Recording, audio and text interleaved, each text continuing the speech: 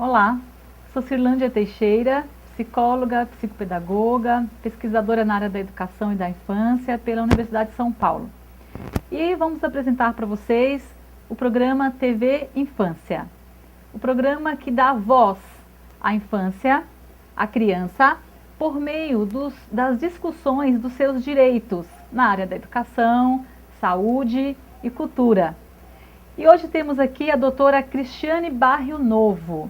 A doutora Cristiane, ela é mestre em tutela dos direitos difusos e coletivos pela Unimes, Universidade Metropolitana de Santos, e com ênfase em direito ambiental e direito do consumidor. A doutora Cristiane é pós-graduada em processo civil pelas Faculdades Integradas de Guarulhos, graduada em ciências políticas e sociais pela mesma instituição. Advogada militante e docente em faculdades, universidades e cursos preparatórios para concursos desde 2001. A doutora Cristiane também é especialista em direito de família. E hoje nós temos a honra de recebê-la aqui em nosso programa. Desde já agradeço pelo aceite, por ter aceitado o nosso convite. Muito obrigada para falar desse tema tão importante que é o direito, né? Que são os direitos da infância. Então a doutora Cristiane vem nos brindar com a sua presença, com a sua fala, nesse programa que defende e que de fato vai dar voz às crianças por meio dos seus direitos. Doutora Cristiane, muito bem-vinda. Eu gostaria de agradecer o convite, fiquei muito honrada quando recebi o convite da doutora, e realmente esse é um assunto que as pessoas poucos falam. E é importante trazer isso na TV porque vai dar acesso à informação a muitas pessoas. É porque os adultos acham que as crianças e os adolescentes não têm direitos, que quem decide o direito deles são seus pais ou seus responsáveis. Isso não é verdade, porque está na lei. Nós temos no Brasil várias legislações que estabelecem tanto os direitos da criança e do adolescente, como a obrigação dos seus pais e dos seus responsáveis. Por isso eu achei muito bacana o tema, eu fico feliz que vocês estejam se preocupando com isso, porque às vezes a gente consegue falar desse assunto só na universidade. E é importante que as pessoas no geral conheçam, né, sobre este assunto. No nosso país, por exemplo, nós temos a Constituição Federal, que ela é de 1988. No ano seguinte, em 89, houve uma Convenção Internacional sobre os Direitos da Criança, que ela foi aprovada na Assembleia Geral das Nações Unidas em 89. E o Brasil assinou essa Convenção Internacional em janeiro de 1990. Então, lá em 88, a nossa Constituição estabelecia a necessidade de criar uma legislação para proteger a criança e o adolescente. E aí o que aconteceu? Com essa Convenção Internacional de janeiro de 90, no mês 7 de 90 nasce o que a gente chama de ECA, o Estatuto da Criança e do Adolescente, que veio trazer um olhar bem diferente para o Brasil, um olhar diferente para os direitos da infância e da adolescência. E essa legislação ela é reconhecida internacionalmente. O nosso Estatuto da Criança e do Adolescente é uma das normativas consideradas em nível internacional das mais completas, porque ela prevê criação de conselhos como o CONANDA, que é o Conselho Nacional dos Direitos da Criança. Ela prevê a criação dos conselhos tutelares que vão auxiliar no cumprimento desses direitos das crianças, né? Porque muitas vezes os pais são negligentes no exercício do direito da criança. Então precisa ter um órgão fiscalizador, né? E eu queria esclarecer o seguinte: para a lei, quem é criança? Criança é de 0 a 12 anos incompletos. Adolescente, de 12 anos completos a 18 anos. Quando a pessoa faz 18 anos e um dia, ela é o quê? Adulto. Para a legislação brasileira funciona assim. A nível internacional, criança é de 0 a 18 anos. Não há essa fração que nós fazemos na legislação brasileira. Então, a lei internacional e nacional considera que essas pessoas de 0 a 18 anos são pessoas em desenvolvimento e por isso elas precisam de uma atenção especial, políticas sociais, públicas específicas, tanto para as crianças quanto para os adolescentes. Por isso que eu achei o tema muito bacana, né? Às vezes as pessoas pensam na criança aquela tenra idade, de 0 a 6 anos. Mas não, a lei estende bem mais tempo a idade e as políticas sociais também. Excelente, excelente. Doutora Cristiane, você comentou da questão da negligência, né, de pais, adultos e até mesmo alguns órgãos públicos e privados também não conhecem os direitos da infância, os direitos da criança. Eles e muitas vezes são negligentes justamente por não conhecer e por não saber de todos os direitos que a criança tem, né, enquanto cidadã que está também se mobilizando aí, se movimentando e precisa que os seus direitos sejam respeitados. Nesse sentido, doutora, quais são os principais direitos da criança estabelecidos pela Convenção Internacional sobre os Direitos das Crianças? Nós sabemos que tem vários direitos. Quais são os principais para que os pais que estão em casa, os educadores, os adultos no geral, possam conhecer e ter consciência e clareza desses direitos que são fundamentais, que precisam ser respeitados na prática, que precisam ser o tempo todo reconhecidos enquanto direito da infância? E a senhora falou corretamente, porque são direitos fundamentais. A criança e o adolescente, ela tem vários direitos, dentre eles: direito à vida, direito à liberdade, direito a ser protegida contra a violência doméstica, que hoje infelizmente é um problema muito latente. A criança tem direito de se desenvolver independente da sua cor, raça, religião, origem social ou nacionalidade. Ela tem direito a acesso sem discriminação, assim como ela tem direito a ter seu nome e ter a sua nacionalidade, ser respeitada pelo país onde ela vive. Ela deve ter acesso e direito à alimentação, recreação, assistência médica, principalmente as crianças que têm dificuldades especiais, sejam elas físicas ou mentais. É obrigação do Estado criar políticas para que essas crianças possam ter tratamento, educação e cuidados especiais, certo? Inclusive serem introduzidas no sistema de ensino, que é um assunto bem interessante. Todas as crianças têm direito de ser criadas com amor e dentro do seio da sua família natural, as pessoas do seu sangue, né?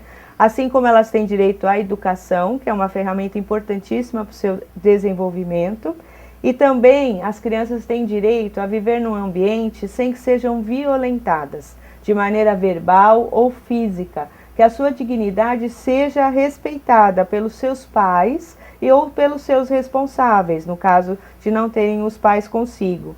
Porque essas crianças, para o Estado, elas devem ser as primeiras a receber proteção e socorro, para que saiam dessas situações de irregularidade, porque a criança tem o direito de viver sem que sofra nenhuma crueldade e nenhuma exploração.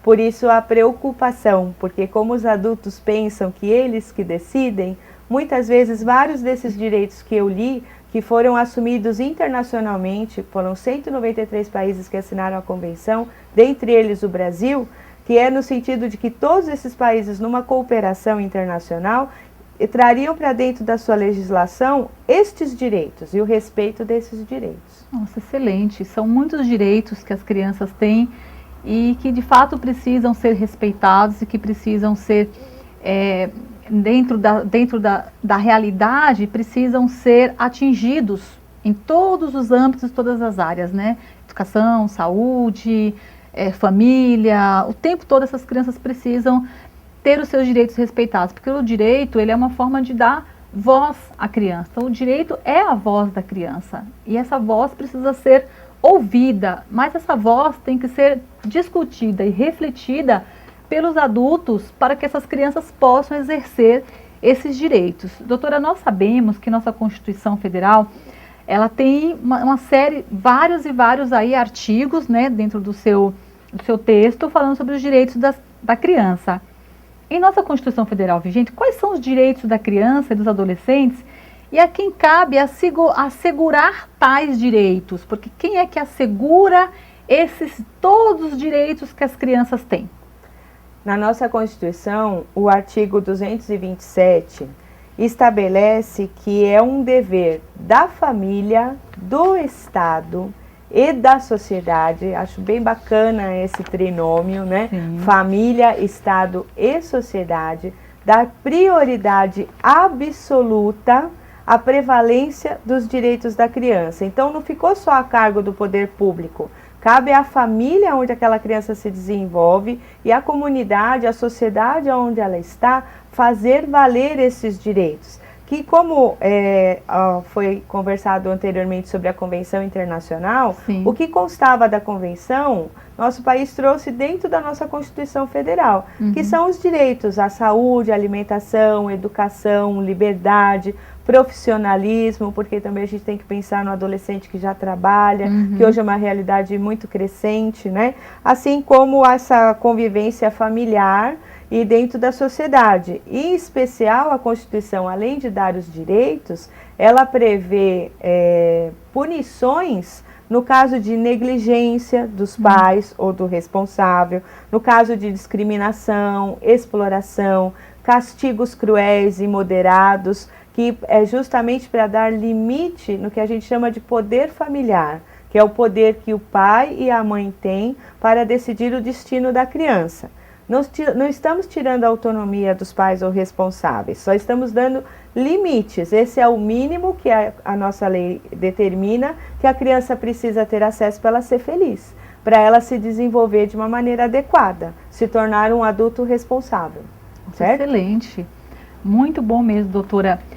E esses direitos todos que você citou, existe algum órgão que fiscalize se os direitos que estão previstos na nossa Constituição Federal de 88 e no ECA, existe algum órgão que fiscalize esses direitos, se eles estão sendo cumpridos na prática ou não? Existe sim.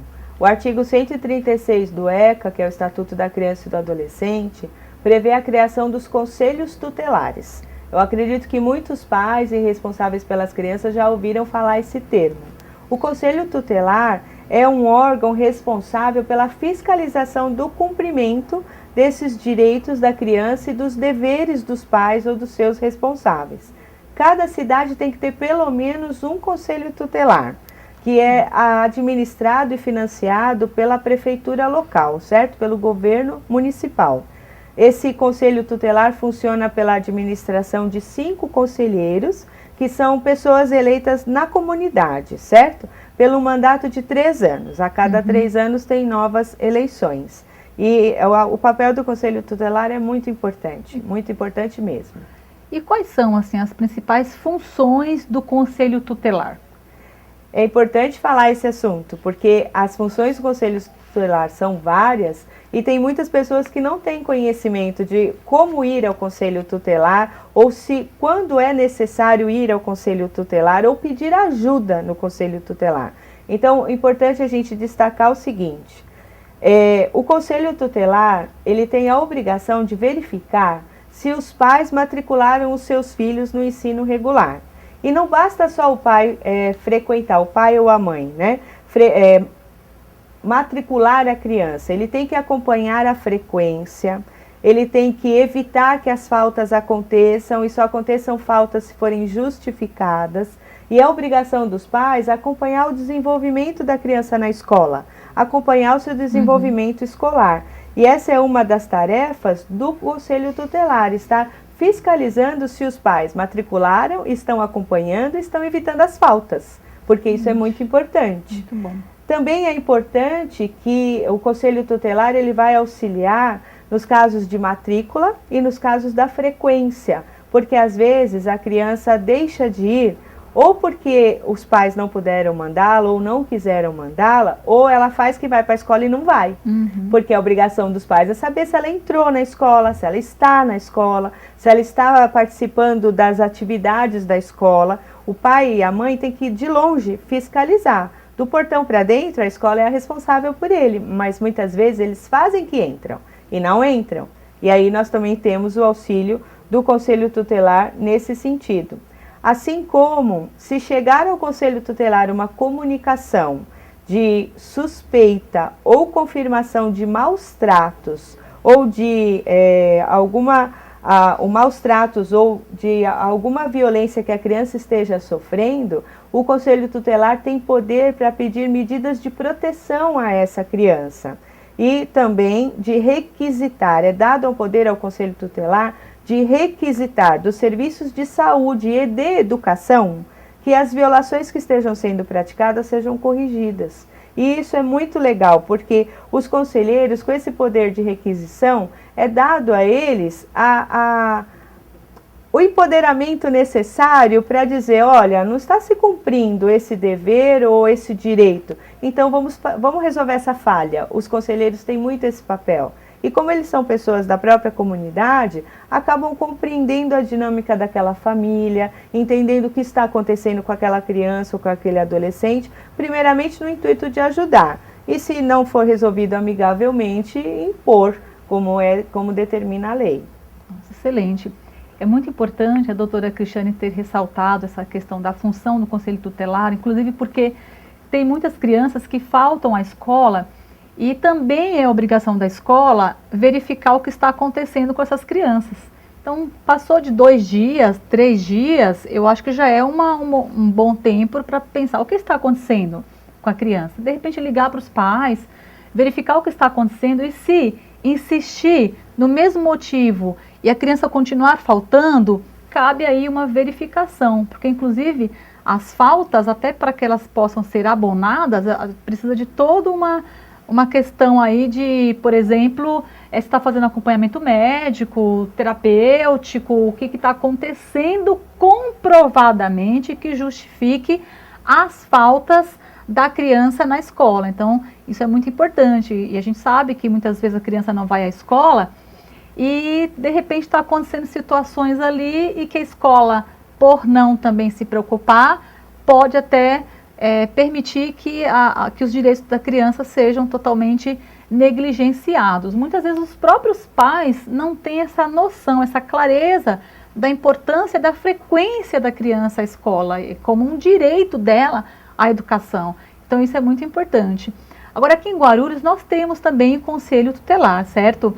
E onde que fica, doutora? Onde fica? Qual horário de funcionamento? Em qual... explica um pouco para mim como que é.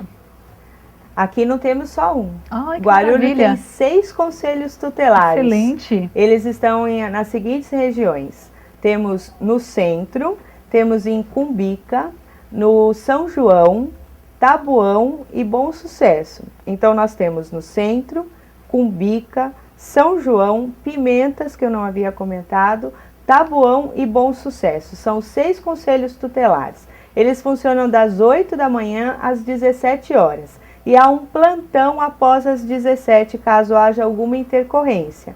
Para que vocês possam saber os endereços e quem são os conselheiros responsáveis por cada um desses conselhos tutelares, é só entrar no site da cidade de Guarulhos, www.guarulhos.sp.gov.br. No site tem os endereços, os telefones, o conselheiro responsável por cada um deles. Então a gente percebe que estão em pontos estratégicos, né, da cidade, para que possam atender a população da melhor maneira. Nossa, excelente. Então não tem porquê, não se pronunciar, não fazer não fazer com que esses direitos de fato se tornem realidade para essas crianças. Nós temos muitos conselhos tutelares, então fica muito mais tranquilo, muito mais fácil para que esses pais, as escolas também tenham acesso a esses direitos, né? Então, e por falar em direitos, que é algo extremamente importante que a gente está tratando aqui, os direitos fundamentais da infância, vamos para um pequeno intervalo para os nossos patrocinadores. Até já! Preparado para viajar barato? Viajar Barato é o único outlet de viagens do Brasil. Alta tecnologia para buscar as melhores oportunidades e promoções. Pacotes completos para você não se preocupar com nada. Viajar Barato é o único outlet de viagens no computador, celular, 24 horas, sem sair de casa. Réveillon, Carnaval, cruzeiros marítimos, férias de verão. A hora é agora. Viajarbarato.com.br, o único outlet de viagens do Brasil. Viajar Barato. Olá, estamos de volta com a doutora Cristiane falando sobre os direitos da criança. E dando continuidade aos direitos da criança, doutora, dentre os direitos da criança, quais são os direitos principais em relação à questão da educação? A quem cabe a obrigação de garantir a educação de qualidade para todos os brasileiros? O direito da educação é um direito constitucionalmente reconhecido e um dos mais importantes, porque é através da educação que o ser se desenvolve a sua personalidade e ele vai se tornar, a criança se tornará um adolescente, que se tornará um adulto, e através da educação ele vai poder ter a noção de como viver em cidadania, viver em comunidade, na sociedade, e também através dos estudos ele vai se profissionalizar para que no futuro ele possa desenvolver alguma atividade, né? Então, no nosso sistema legal, a Constituição Federal, no artigo 205, ela estabelece que é um dever de todos, na verdade, um direito de todos e um dever do Estado e da família. É bacana a gente entender que não é só o poder público que tem essa obrigação. Sim. A família também tem a obrigação de garantir o direito aos seus filhos à educação, porque através dessa educação é que vai haver o desenvolvimento desta criança e desse adolescente. E aí a junção da Constituição Federal vigente e o Estatuto da Criança e do Adolescente e mais a LDB, que é a Lei de Diretrizes e Bases da Educação, que é de 1996, esses três mecanismos juntos, eles abrem as portas da escola pública e vão cuidar de mecanismos para que a criança, o jovem ou o adulto não fique sem estudar. Então, há uma preocupação também com aqueles que não conseguem estudar na idade certa, porque vão estudar depois de um pouco mais velhos, mas a estruturação da lei facilita para que eles também possam estudar. Nossa, excelente, muito bom. Doutora, mas quais são, mais exatamente, esses direitos que os pais, que o Estado devem garantir para a criança? Então, vamos estabelecer assim, ter o direito da criança, ter a obrigação dos pais e o dever do Estado. Então, assim, para a gente fazer um panorama rápido, a criança, o que ela tem direito? Ela tem direito na esfera da educação, que é o nosso tema de hoje, né? Sim. Quanto à educação, ela tem direito à escola pública de maneira gratuita e próximo da sua casa. Inclusive, se você não conseguir a matrícula do seu filho próximo da sua casa, recorra ao conselho tutelar da região onde você mora para que ele vá auxiliar você. Porque essa criança, além de ter acesso à escola, ela também deve ter um acesso que ela possa se transportar até essa escola. Por isso, a necessidade de ser perto da sua casa, da onde ela mora. A criança também deve ser respeitada pelos seus educadores, assim como ela deve respeitar os seus educadores, certo? E ela deve ser mantida em grau sem discriminação, cor, raça, sexo, religião, acesso financeiro e tudo mais. E também ela deve ser avaliada, a criança na escola, para o seu desenvolvimento, com direito até de questionar a maneira de ser avaliada. Cabe aos pais fazer o quê? Se eles têm a obrigação de matricular os seus filhos na escola. Então, a criança e o adolescente têm direito à escola da 1ª à 8ª série, no ensino obrigatório e gratuito. E os pais têm a obrigação de matriculá-los na escola para esse período. Também é obrigação dos pais fazer o acompanhamento da frequência e o desenvolvimento das crianças na escola. Porque o pai que só matricula e não faz este acompanhamento, ele pratica o crime de abandono intelectual. Porque é muito importante que os pais estejam presentes na vida da criança. Acompanhem a frequência dela na escola, como a gente já conversou, evitando as faltas, mas acompanhem o que ela está aprendendo na escola. Por isso que a lei fala, é um direito de todos, mas é um dever do Estado e da família. Porque é dentro de casa que a criança tem que ter esse apoio. Porque o Estado tem que favorecer esse ensino. Não só o ensino da 1ª à 8ª série, mas também o ensino médio para o adolescente e também cuidar do ensino profissionalizante para o adolescente trabalhador, certo? E aí, níveis de pesquisas, de ensino, para cada vez mais melhorar esse tipo de ensino que deve ser oferecido. Então, é um conjunto, né? A criança tem o seu direito, os pais têm seus deveres e o Estado também. Muito bom. Então, além dessas questões todas, doutora, né, é importante salientar aqui a ideia da Constituição, do ECA e da LDB como leis fundamentais Sim. para garantir os direitos da criança à educação. Claro, né, de um modo geral, mas principalmente a educação. No entanto, nós sabemos que nem sempre esses direitos são cumpridos por N fatores, tanto em relação ao poder público, quanto em relação à família, quanto em relação à educação e assim por diante. Caso o poder público, por exemplo, não cumpra com o seu dever de garantir o ensino público obrigatório, há alguma punição? Qual o mecanismo legal para se formalizar reclamações, por exemplo, e para quem devemos apresentar na esfera administrativa? Para quem devemos apresentar essas reclamações?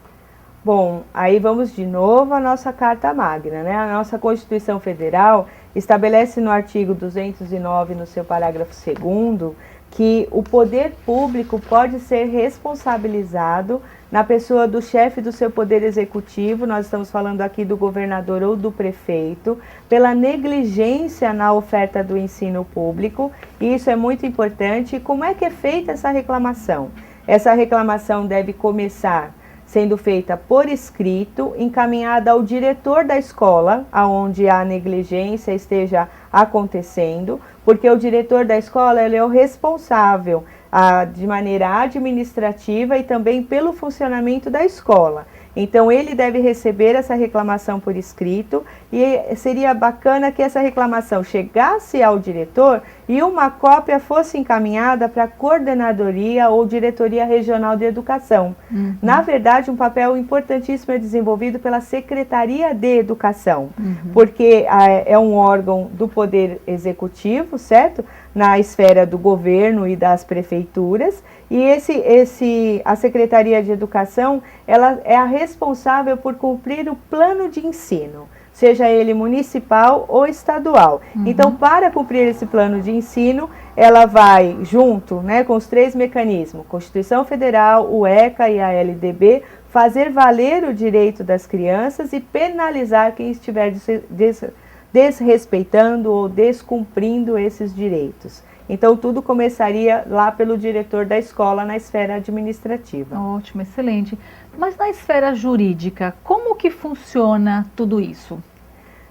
Se não resolver na esfera administrativa, lá com o diretor da escola, com a secretaria, nós temos hoje o apoio fundamental do Ministério Público.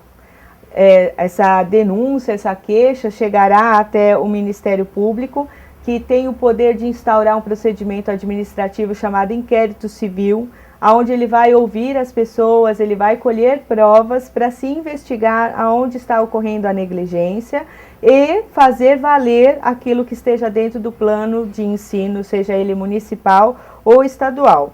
E nós, na esfera do Poder Judiciário, temos os juízes da Vara da Infância e da Juventude, que são bastante atuantes nas suas áreas, e eles vão fazer o quê? Vão obrigar a corrigir as falhas e as omissões que estejam acontecendo na esfera da educação.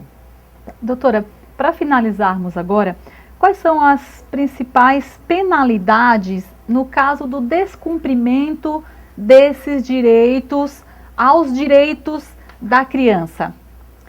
É um caso sério, né? Eu queria destacar o seguinte: os pais, pai e mãe, eles têm que, mesmo que eles não vivam juntos, eles vivam separados, eles têm que ter uma amizade, para que eles possam decidir as questões, por exemplo, de educação, juntos. Porque o fato de não darem a essas crianças os direitos que a gente conversou hoje é o crime de abandono intelectual. E eles podem ser penalizados, a pena máxima seria perder o poder familiar, por negligência de não cuidar dos seus filhos em todos os seus direitos. Mas hoje nós estamos focando em relação à educação. Sim. Então, os pais são penalizados, sim, civil e criminalmente, por não matricularem seus filhos, não acompanharem na escola e não cuidarem da frequência dos seus filhos na escola. E isso é um caso muito sério. Estamos aqui nos últimos minutos do TV Infância e quero agradecer a doutora Cristiane mais uma vez. Eu que agradeço. Eu gostaria de finalizar essa nossa entrevista dizendo que nós adultos temos que nos conscientizar que a formação das nossas crianças é nossa responsabilidade e que o ambiente que nós vamos oferecer a essas crianças vai corresponder aos adultos que eles serão no futuro. Então, em especial, a educação dá empoderamento, dá conhecimento para a pessoa. Então, não negligenciar nesse sentido de maneira nenhuma. Sempre respeitar o direito dos nossos filhos. Obrigada por acompanhar o TV Infância, o programa que dá voz à criança por meio das discussões dos seus direitos nas áreas da educação, saúde, cultura, e que breve estará de volta com mais um tema super interessante. E vocês também podem sugerir novos temas que estão aí o tempo todo mexendo e mobilizando vocês, por meio do e-mail cireole@yahoo.com.br. Até o próximo, aguardo vocês!